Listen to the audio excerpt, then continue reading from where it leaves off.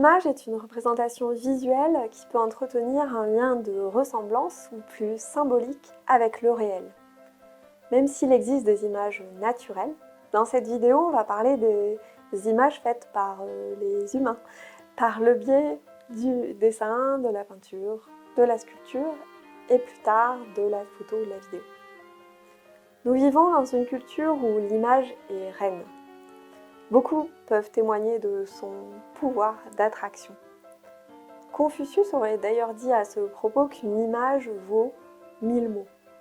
Bon, on n'est pas vraiment sûr qu'il ait prononcé cette phrase, mais elle dit pourtant une vérité que l'on peut éprouver dans notre quotidien.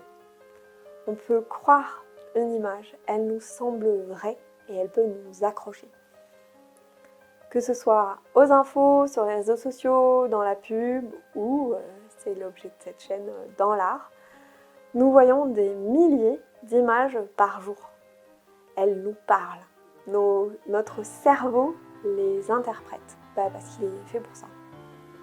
Il n'y a rien de plus banal que de faire l'expérience de l'image. Et paradoxalement, rien de plus singulier. Bon, qu'est-ce que ça fait à notre cerveau quand on regarde une image ? Au cours des 30 dernières années, le développement des neurosciences a permis de mieux comprendre ce qui se passe dans notre cerveau quand on regarde une image. Dans un premier temps, elle passe par l'aire visuelle et l'image est reconnue. Quelle que soit sa forme, son orientation, son matériau, et même quand il n'y a pas de forme à proprement parler.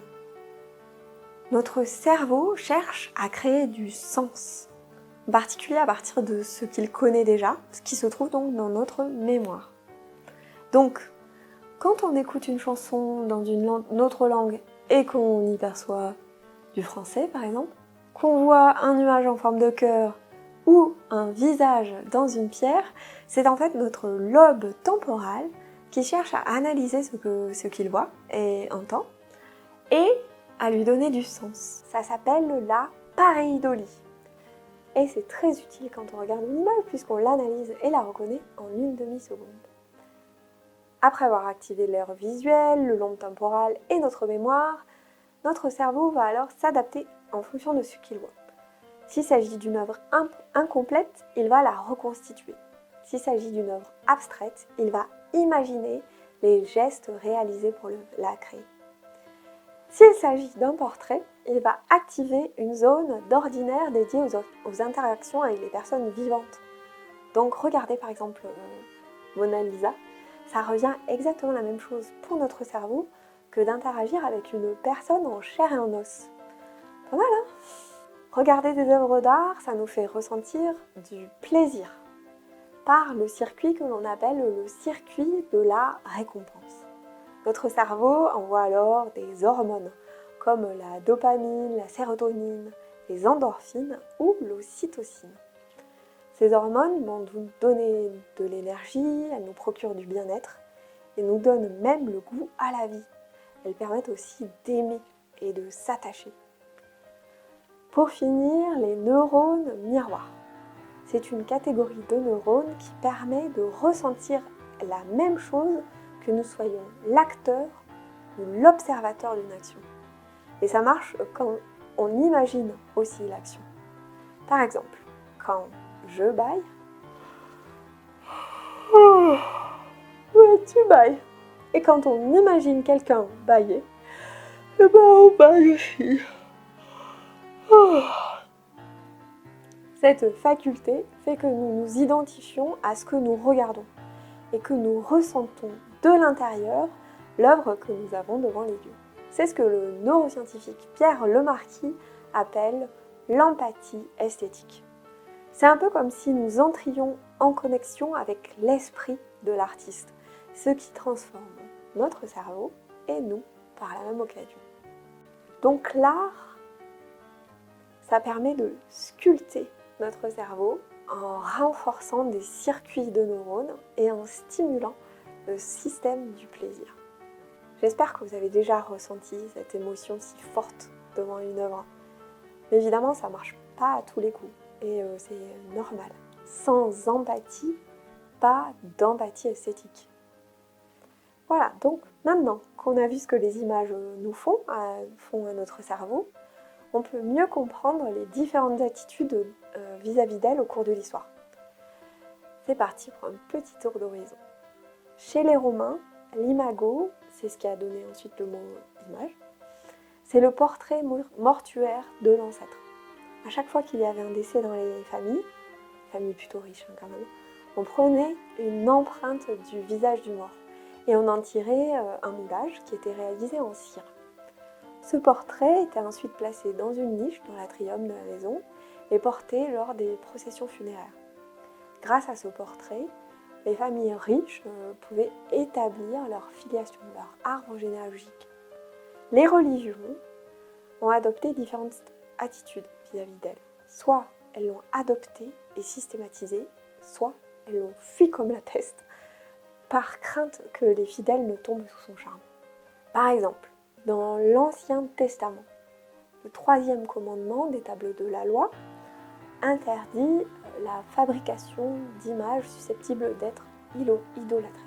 Tu ne feras point d'idole, ni une image quelconque de ce qui est en haut dans le ciel, ou en bas sur la terre, ou dans les eaux en dessous de la terre.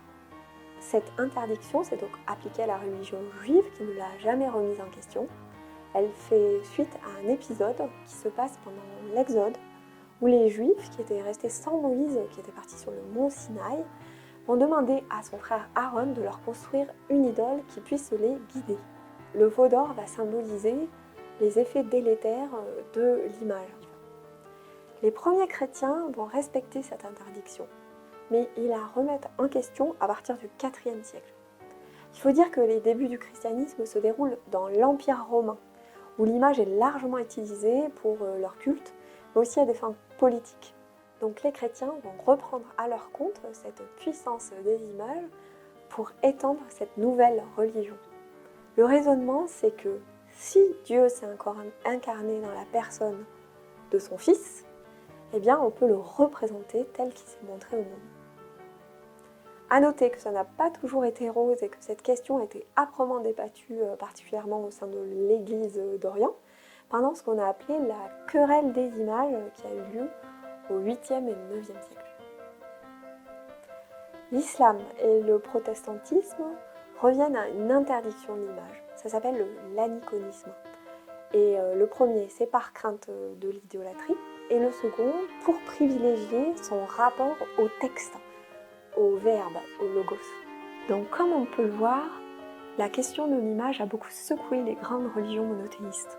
En revanche, je ne connais pas du tout le point de vue des religions orientales où l'image est pourtant présente. Donc si vous avez des infos là-dessus, n'hésitez pas à les laisser dans les commentaires. Côté profane cette fois-ci, les riches et les puissants de ce monde l'ont mise à leur service pour le meilleur, mais aussi pour le pire. Pour finir, la publicité a fait de l'image son principal moyen d'accrocher l'attention des personnes. Et encore aujourd'hui, elle modèle notre rapport à l'espace. Donc voilà, l'image a toujours été au centre de débats importants, mais elle n'en reste pas moins cette expérience à la fois banale et singulière. Je ne pense pas qu'expliquer scientifiquement ce que regarder une œuvre fait à notre cerveau retire sa poésie à l'expérience. C'est même plutôt l'inverse. Il n'en reste pas moins qu'on est abreuvé d'images tous les jours. Savoir que nous sommes soumis à son pouvoir peut nous aider à prendre le recul nécessaire face à cette avalanche visuelle. Et quoi de mieux que les œuvres d'art pour ça? Merci d'avoir regardé cette vidéo. Vous pouvez liker, partager et vous abonner à la chaîne. Et vous, est-ce que vous avez déjà ressenti ce pouvoir de l'image? N'hésitez pas à le partager dans les commentaires. Et si vous voulez en savoir plus sur les œuvres que je vous montre dans les vidéos, n'hésitez pas à regarder sur Instagram. J'ai aussi une page Facebook. À bientôt et je vous souhaite de bonnes fêtes de fin d'année.